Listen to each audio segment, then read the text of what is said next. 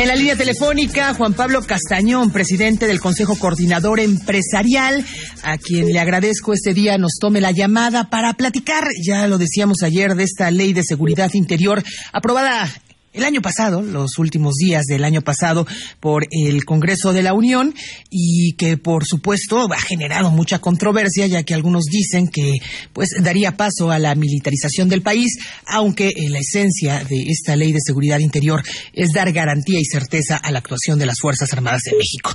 Juan Pablo, muy buenos días. Muy buenos días, Wendy. Gracias por invitarme a tu programa. Al contrario, licenciado, pues sabemos que el Consejo Coordinador Empresarial respalda la aprobación de esta ley. ¿Cuáles son los motivos?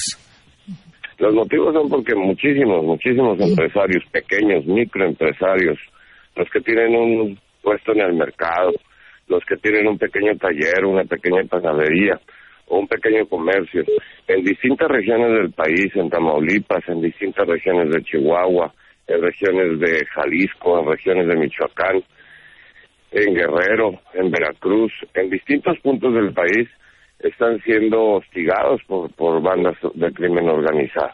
No los dejan trabajar, les piden cuotas de piso, a sus trabajadores los molestan, el ambiente en las calles es un ambiente de violencia y necesita la policía local, que en algunas ocasiones no existe o es muy débil, necesita ser apoyada por las fuerzas federales, y en este caso por las Fuerzas Armadas.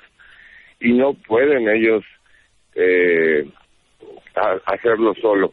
Por eso es necesario que en algunas regiones del país entre temporalmente y subsidiariamente las Fuerzas Armadas a hacer las labores que tendrían que estar haciendo las autoridades locales. Por eso no podemos dejar de insistir que si bien es cierto que los derechos humanos deben de ser respetados, también es cierto que el fortalecimiento de las policías locales urge empezarlo a hacer una vez que firmen un convenio con las Fuerzas Armadas para que entren temporalmente a subsidiarlos, a ayudarlos. Y eso es lo que trae la ley, y hace mucho que estamos discutiendo sobre esta ley por las altas preocupaciones de algunas ONGs, y en este caso también partidos políticos, que el ejército pudiera transgredir los derechos humanos de las personas. Bueno, pues que se discuta sobre eso, que la Suprema Corte de Justicia lo diga, pero tener ley es fundamental, y esta debe ser complementada por una ley de coordinación policíaca, para que sea efectivo, para que se diga desde el principio cuáles son las condiciones en las que entran las Fuerzas Armadas subsidiariamente y las Fuerzas Federales, y en qué momento van a salir, y cuáles son las obligaciones de las autoridades locales para reforzar sus policías, desde poner universidades, pagarlos mejor, equiparlos mejor, invertir en equipo y inteligencia.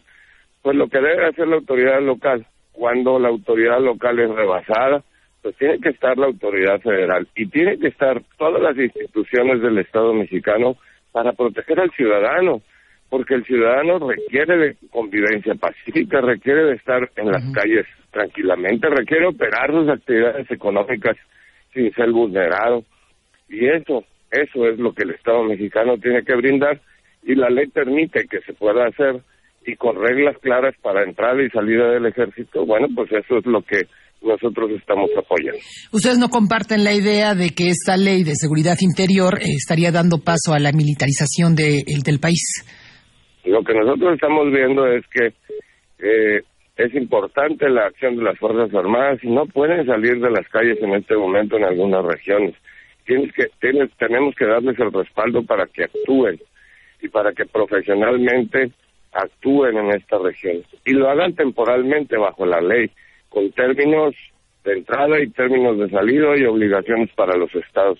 Es lo que nosotros estamos apoyando. No podemos pensar que la debemos de detener para discutir y seguir en la indefensión en algunas regiones del país. Y no son algunas cuantas, son muchas regiones. El problema de seguridad es un problema nodal que los candidatos a la presidencia de la República deben de tomar en cuenta.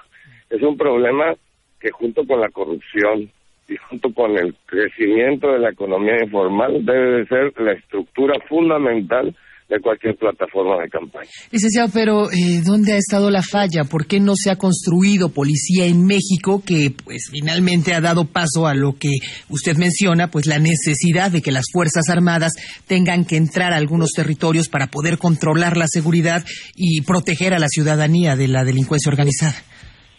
Pues en mucha parte está la voluntad política y la coordinación entre fuerzas locales y fuerzas federales.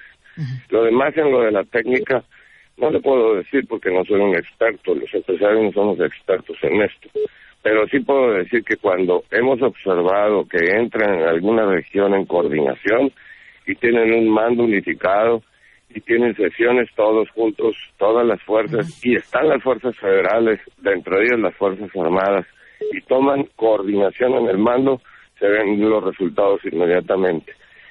Esto debe de ser complementado con un compromiso de los gobernadores de los estados para formar sus universidades, formar sus cuerpos policíacos, respaldarlos, reforzarlos, y entonces sí empezar a actuar desde lo local.